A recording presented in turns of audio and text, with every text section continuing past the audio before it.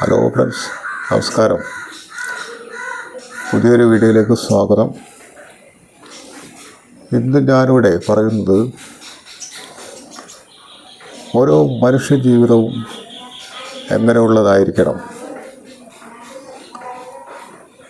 ലോകത്തെവിടെ ആയിരുന്നാലും, ഏത് രാജ്യത്തായിരുന്നാലും, ഏത് കുടുംബത്തിലായിരുന്നാലും ഓരോ മനുഷ്യൻ്റെ ജീവിതം എങ്ങനെയുള്ളതായിരിക്കണം.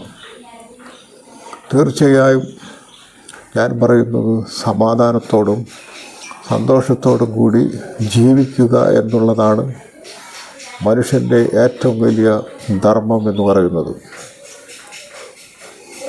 ഒരുപാട് ജീവിത സൗകര്യങ്ങളുണ്ട്, പണമുണ്ട്, മറ്റെല്ലാ ഘടകങ്ങളും ഒരു കുടുംബത്തിനുണ്ടെങ്കിൽ, പക്ഷേ സന്തോഷവും സമാധാനവും ഇല്ലെങ്കിൽ ആ ജീവിതത്തിന് ഒരു അർത്ഥവുമില്ല. സാമ്പത്തികമായി പല തട്ടുകളിലുള്ള ആളുകൾ ലോകത്ത് ഉണ്ട്. പണമില്ലാത്തവരും പണമുള്ളവരും, കോടിക്കണക്കിന് രൂപ സമ്പാദ്യമുള്ളവരുണ്ട്, ലക്ഷക്കണക്കിന് രൂപ സമ്പാദ്യമുള്ളവരുണ്ട്. അതേപോലെ ദിവസവേതനത്തിന് പണിയെടുക്കുന്ന കൂലിപ്പണിക്കാരായ ആളുകളും കർഷക തൊഴിലാളികളും ഉള്ള ലോകത്ത് അവരുടെ വരുമാനത്തിനനുസരിച്ച് സന്തോഷത്തോടും സമാധാനത്തോടും കൂടി ജീവിക്കുക എന്നുള്ളതാണ് ഒരു പരമപ്രധാനമായ സത്യം. ഒരു കൂലിപ്പണിക്കാരനാണെങ്കിൽ ഉള്ള അവരുടെ വരുമാനം കൊണ്ട് ആ കുടുംബത്തിലെ എല്ലാവരും ചേർന്നുകൊണ്ട്, മക്കളും അമ്മയും അച്ഛനും അല്ലെങ്കിൽ അവരുടെ കാരണന്മാരായിട്ടുള്ള ആളുകളൊക്കെ തന്നെ എല്ലാവരും കൂടി ഒന്നിച്ചു നിന്നുകൊണ്ട് സന്തോഷം നിറഞ്ഞ ജീവിതം നയിക്കുക എന്നുള്ളതാണ് ഒരു ജീവിതത്തിൻ്റെ, ഒരു കുടുംബത്തിൻ്റെ ഏറ്റവും പരമപ്രധാനമായ ലക്ഷ്യം എന്ന് പറയുന്നത്. എന്നാൽ ലോകത്ത് പല ഘടകങ്ങളും, സമാധാനപരമല്ലാത്ത പല ഘടകങ്ങളും, അശാന്തി വരുത്തിക്കൊണ്ട് പല ഘടകങ്ങളും നമ്മുടെ ലോകത്ത് നടക്കുന്നുണ്ട്. അത് രാഷ്ട്രീയത്തിൻ്റെ പേരിലായെങ്കിലും, മതത്തിൻ്റെ പേരിലായാലും, രാജ്യത്തിൻ്റെ പേരിലായാലും ഒക്കെ തന്നെ അത് രാജ്യത്ത്, ലോകത്ത് സമാധാനം ഇല്ലാതാക്കുന്നു. ഒരു രാജ്യത്ത് സമാധാനം ഇല്ലാതാക്കുന്നു, അത് ലോകത്ത് സമാധാനം ഇല്ലാതാക്കുന്നു. അതുപോലെ തന്നെ ഒരു കുടുംബത്തിൻ്റെയും സമാധാനപരമായ അന്തരീക്ഷം ഇല്ലാതാക്കുന്നു. അതിനേറ്റവും വലിയ ഉദാഹരണമെന്ന് പറയുന്നത് ഇപ്പോൾ നടന്ന, ഡൽഹിയിൽ വെച്ച് നടന്ന ഒരു കാർ ബോംബ് സ്ഫോടനം. നിരപരാധികളായ 9 പേർ കൊല്ലപ്പെടുകയും ഒട്ടനവധി പേരുടെ മരണത്തിനിടയാക്കുകയും ചെയ്ത ഈ സംഭവം അത്യന്തം ഹീനവും മനുഷ്യത്വരഹിതവുമായ ഒരു പ്രവൃത്തിയാണത്. അങ്ങനെ നിരപരാധികളായ ഒരുപാട് മനുഷ്യരെ ജീവൻ നഷ്ടപ്പെടുത്തിക്കൊണ്ടും ഒരുപാട് പേരുടെ ജീവിതം വികലമാക്കിക്കൊണ്ടും ഇങ്ങനെ ചെയ്യുന്നത് കൊണ്ട് അവർക്ക്, ഇത് ചെയ്ത വ്യക്തികൾക്ക് അല്ലെങ്കിൽ സംഘടനയ്ക്ക് എന്താണ് അതിൻ്റെ ഒരു നേട്ടമുണ്ടാകുന്നത്? അവർക്കും ഈ സമാധാനത്ത് ചെയ്തതിന് ശേഷം സമാധാനത്തോടു കൂടി ജീവിക്കാനുള്ള ഒരു അവസരം ഉണ്ടാകുമോ? ഒരിക്കലുമില്ല.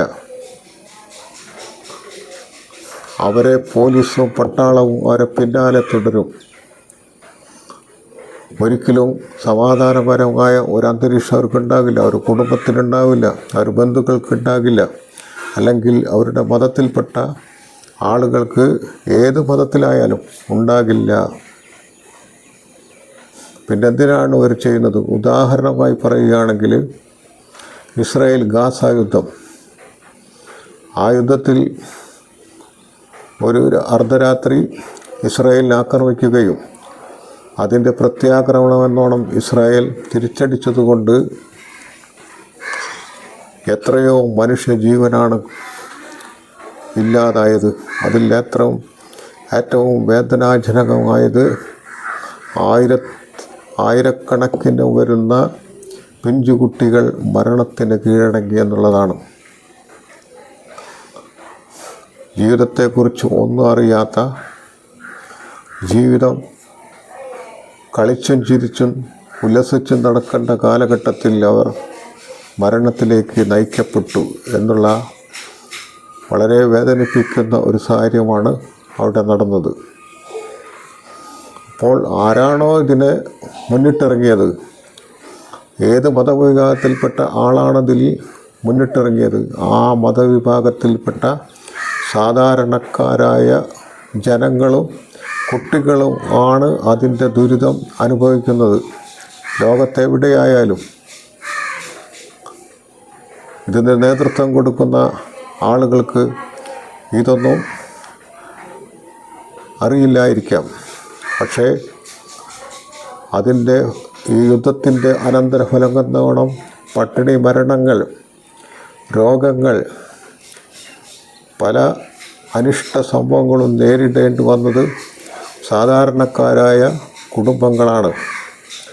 അപ്പോൾ ഈ വൃത്തികെട്ട ഈ പ്രവൃത്തി ഏറ്റെടുക്കുന്ന ഏത് സംഘടനയായാലും ഒന്നോർക്കണം, നിങ്ങൾ ഇതിനെ തുനിയുമ്പോൾ, ഇതിനെ മുന്നിട്ടിറങ്ങുമ്പോൾ നിങ്ങളുടെ ഏത് മതവിഭാഗത്തിൽപ്പെട്ട ആളുകളായാലും ആ മതവിഭാഗത്തിൽപ്പെട്ട ജനങ്ങളാണ്, അതിൻ്റെ സാധാരണക്കാരായ ജനങ്ങളാണ് അതിൻ്റെ ദുരിതം അനുഭവിക്കുന്നത്. അതുകൊണ്ട് എനിക്കിവിടെ പറയാനുള്ളത്, നിങ്ങൾ അക്രമത്തിൻ്റെ പാത വെടിഞ്ഞുകൊണ്ട് സമാധാനത്തിൻ്റെ, സാഹോദര്യത്തിൻ്റെ പാതയിലൂടെ സഞ്ചരിച്ചുകൊണ്ട് നിങ്ങളുടെ കുടുംബത്തെയും മറ്റ് ലോകത്തിൻ്റെ നന്മയ്ക്കും വേണ്ടി പ്രവർത്തിക്കുക എന്നുള്ളതാണ് ഇവിടെ പറയാനുള്ളത്. അക്രമം വെടിഞ്ഞുകൊണ്ട് മറ്റുള്ളവരുടെ ജീവനും വിലയുള്ളതാണെന്ന് മനസ്സിലാക്കിക്കൊണ്ട്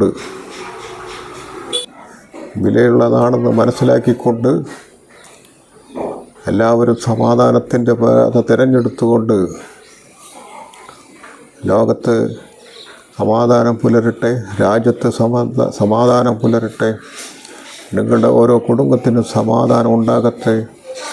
ഞങ്ങൾ എത്ര സാമ്പത്തിക സ്ഥിതിയിൽ ജീവിക്കുന്നവരായാലും അധ്വാനിച്ചു കൊണ്ടുവന്നുകൊണ്ട് ആ കുടുംബത്തിൻ്റെ എല്ലാവരും ഒന്നിച്ച് സമാധാനത്തോടും സന്തോഷത്തോടും കൂടി ജീവിക്കുക.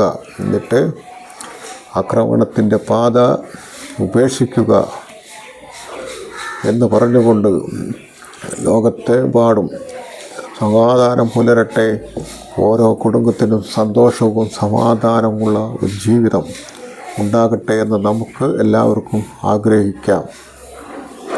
ഇത്രയും പറഞ്ഞുകൊണ്ട് നിർത്തുന്നു. നന്ദി, നമസ്കാരം. അടുത്ത വീഡിയോയിൽ കാണാം. എൻ്റെ ഈ ചാനൽ സബ്സ്ക്രൈബ് ചെയ്യുക, കൂടാതെ ലൈക്ക് ചെയ്യുക.